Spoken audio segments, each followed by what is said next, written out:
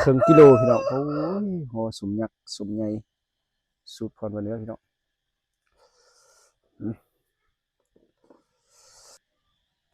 สบายดีพี่น้องเบิดจุกคูทุกคนมื้อนี้มาพบพรวันเนื้อผัดจวดคือเก่าพี่น้องมื้อนี้พรวันเนื้อได้เมนูตำมักทั่วพี่น้องตำมักทั่วกับสมหมูเลยพี่น้องเด้อเป็นสมยักษ์พี่น้องโอ้ยพี่น้องห่อพิเศษพี่น้องนี่เอาเว้ยได้มาหลายพี่น้องเอ้ยเฮ็ดเองเลยพี่น้องเด้อสูตรพรวันเนื้อนี่แหละพี่น้องเอ้ยห่อสมเฮ็ดเองพี่น้องโอ้ยเฮ็ดเองเสียบเองพี่น้องเอ้ยนี่ โอ้ยหอสมยักษ์พี่น้องถ้าผู้ใดสนใจก็สั่งได้เด้อพี่น้องเด้อสั่งได้พี่น้องต้องได้สั่งออเดอร์พี่น้องเพื่อเขาจะเฮ็ดสดๆใหม่ๆถ้าผู้ใดอยากชิมพี่น้องสั่งได้นี่ของพรวาเนื้อเองพี่น้องสูตรพรวาเนื้อพี่น้องถ้าผู้ใดอยากได้ก็ถือว่าสั่งได้เด้อพี่น้องเด้ออยากเอาไปชิมเถื่อตัวนี้จะเป็นห่อพิเศษพรวาเนื้อเองพี่น้องตัวนี้เลยพี่น้องเด้อใหญ่แห้งพี่น้องเอ้ยนี่ห่อละ10,000กีบพี่น้องถ้าผู้ใดสนใจก็สั่งได้พี่น้องตั้งแขนกับทรงพี่น้องเอ้ยต้องเลยสั่งออเดอร์พี่น้องเฮ็ดสดๆใหม่ๆนะแซ่บๆพอเลยพี่น้องหิวข้าวแล้วพี่น้องเอ้ยใส่กับข้าวเหนียวมื้อนี้ตำบักทั่วแบบจวดจ้าดจังเลยโอ้ยกับบรรยากาศเสียงจักจั่นพี่น้องโอ้ยเสียวสะมาแซ่บๆพอเลยนะพี่น้องเอาก่อนสิจวดคือเก่าพี่น้องขอบใจพี่น้อง FC เด้อทุกคนที่ติดตามรับชมพอดว่าเด้อตลอดมาพี่น้องบ่ว่าอยู่ในประเทศหรือต่างประเทศพี่น้องขอบใจเลยมาแซ่บๆพอเลยนะพี่น้องมาลุ้นกันพี่น้องโอ้ยโอ้สมยากพี่น้องเอิ้นโฮพิเศษพี่น้องมาว้าทุพี่น้องเบิ่งโอ้ยพี่น้องเบิ่งครึ่งกิโลพี่น้องโอ้ยโหสมยักษ์สมใหญ่สูตรพรวันเนื้อพี่น้องว้าทุครึ่งกิโลพี่น้องโอ้ยมาเสียบๆพอเนื้อพี่น้องหิวเขาเลยพี่น้องเอ้ยใส่กับตำบักทั่วเสียบแซ่บพี่น้องอืมอืม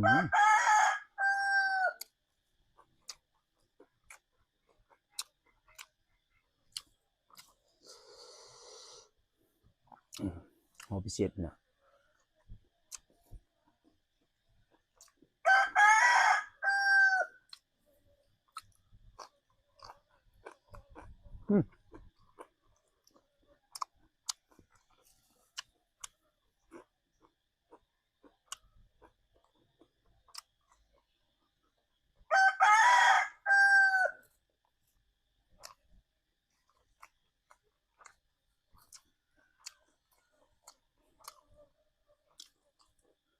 ถ้าไปได้ชิมก็สั่งได้พี่น้องพรวันเนื้อจะเห็ดสดๆไปให้พี่น้องชิมพี่น้องอืม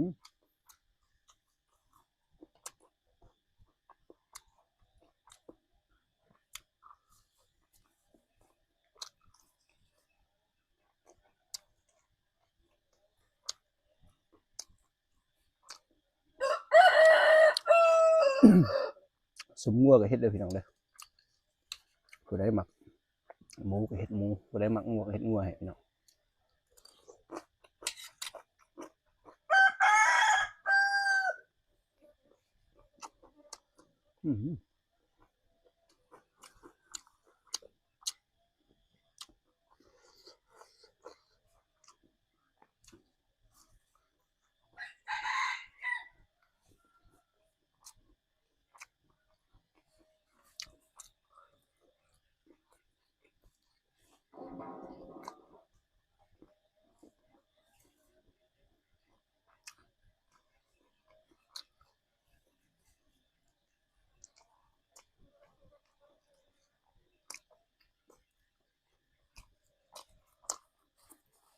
บัดสิลองแกะเบิ่งพี่น้องบรรยายซำใดของเพิ่นเป็นเนื้อ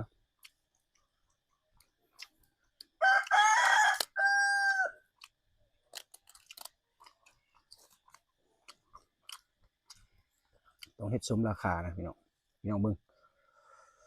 โอ้ยบ่แม่นน้อยๆเด้อพี่น้องนี่เด้อนี่ใหญ่ดีพี่น้องโอ้ยนี่เกือบ3นิ้วความใหญ่พี่น้องเบิ่ง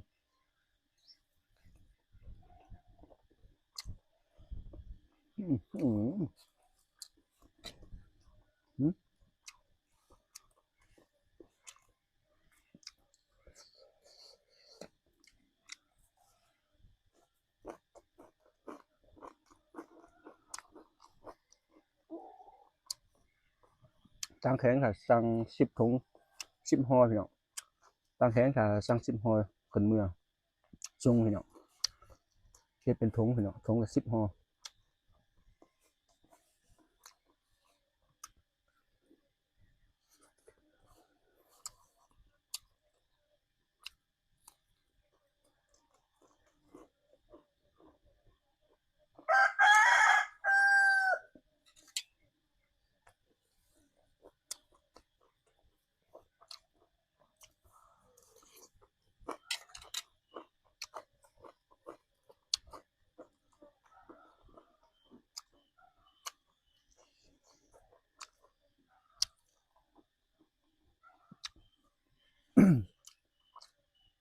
ใส่ยางก็จะบ่ได้ใส่หลายเพราะเฮ็ดกินเองพี่น้องเพิ่นบ่ได้เฮ็ดกินเองถ้าเฮ็ดให้พี่น้องก็จะได้มัดอยู่3มัดอยู่กลางอันนึงพี่น้อง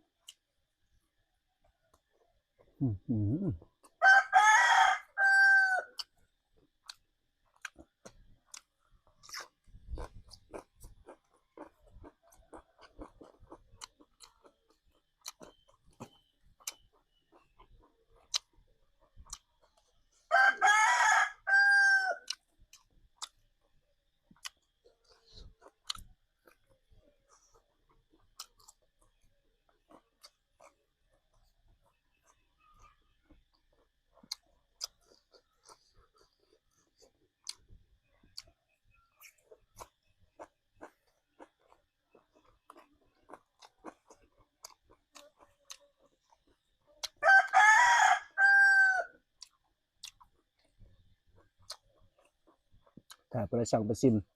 ไปแกะที่เปรียบเทียบตามที่ว่าอยู่นำท้องตลาดพี่น้องเทียบเบิ่งได้ว่าสิน้อยหรือใหญ่ส่ำใดพี่น้อง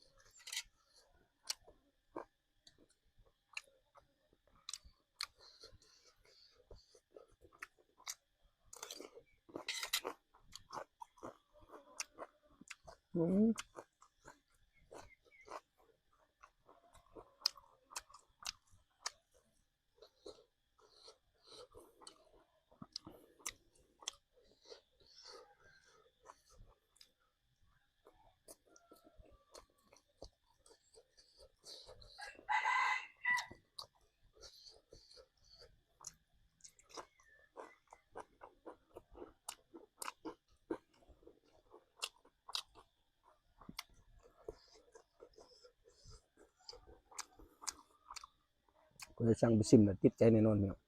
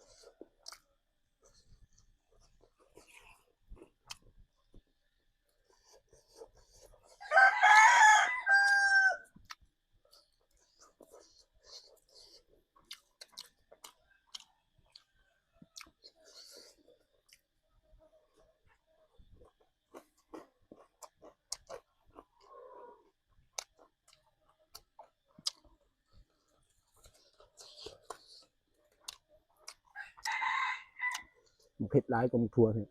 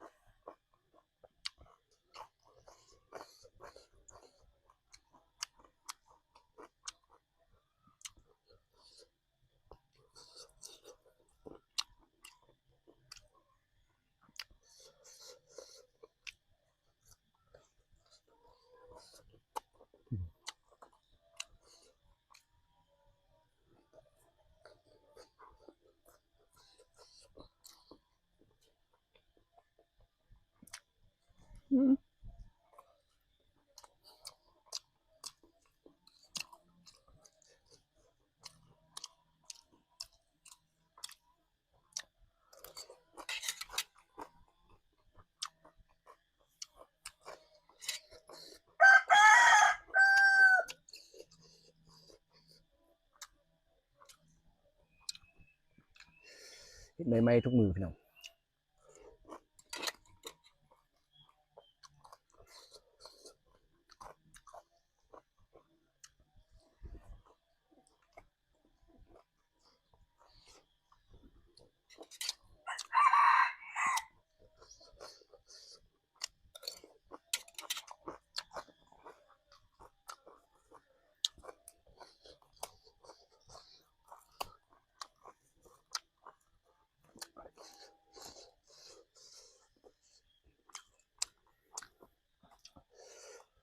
ใหญ่แฮงพี่น้องเบิ่ง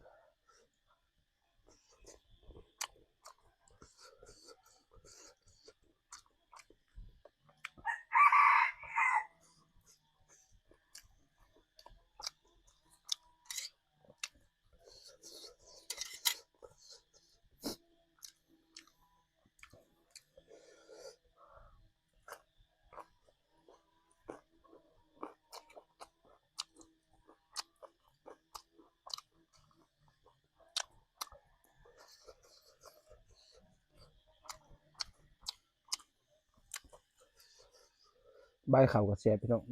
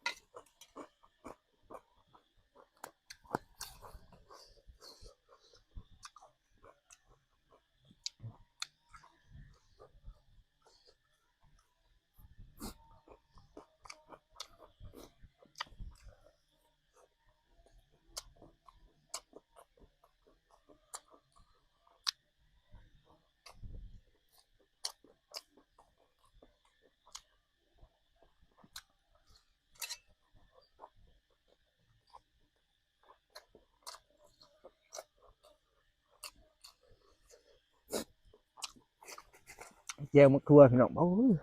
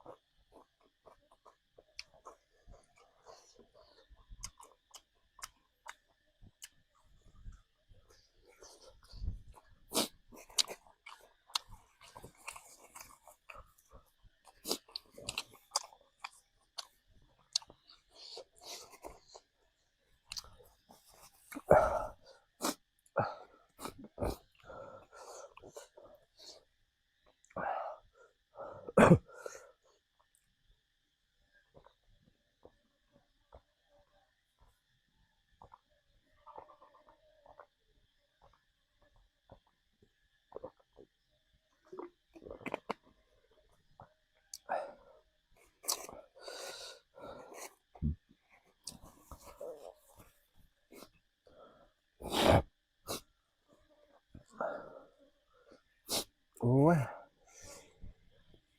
ผมมีตำหน่อยก็ได้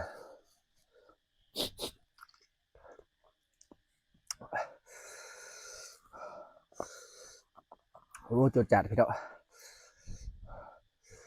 หมดไปหลายเติมพี่เนาะเครื่องดูแซ่บๆเดี๋ยวเมนูกินพอหอมปากหอมพอตอนพี่ตอนน้องพี่เนาะผู้ใดสนใจสั่งได้พี่น้องเด้อสั่งเอาไปซิมได้พี่น้อง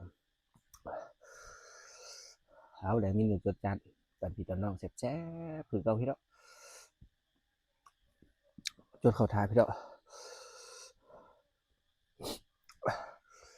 ถ้าบ่ได้สั่งก็เจ็ดสั่งเป็นออเดอร์เลยพี่น้องเด้อเดี๋ยวจะจัดส่งให้พี่น้องเอาเลยเมนูจดจัดตอนพี่ตอนน้องคือเก่าพี่เนาะเอาสำหรับคลิปนี้จบเท่านี้คือเก่าพี่เนาะท่านี้คือเก่าพี่น้องขอบใจพี่น้อง FC มื้อทุกคนที่ตามมาชมพรมาเด้อตลอดมาพี่น้องบ่ว่าอยู่ในประเทศหรือต่างประเทศพี่น้องขอบใจหลายเอาสำหรับคลิปนี้จบเท่านี้พี่น้องพบกันในคลิปหน้าไปดี